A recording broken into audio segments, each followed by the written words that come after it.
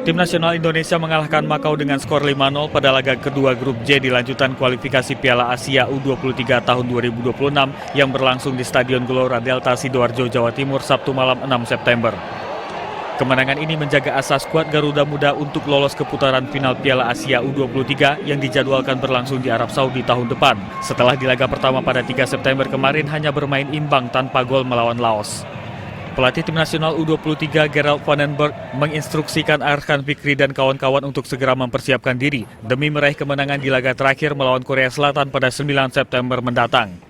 This is a moment we cannot be too happy and too low happy because we only have to think about Korea and this one we have to forget. It's nice that we win, but we have to go to the next game and we have to.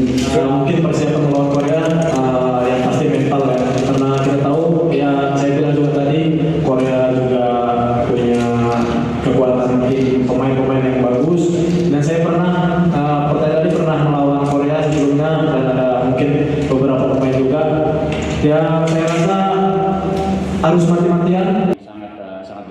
Pada laga kedua di grup J lainnya, Korea Selatan mengalahkan Laos dengan skor 7-0. Indonesia harus mengalahkan Korea Selatan agar menjuarai grup J sekaligus merebut tiket ke putaran final Piala Asia U23 tahun 2026. Dari Sidoarjo, Jawa Timur, Hanif Nasrullah, Kantor Berita Antara mewartakan.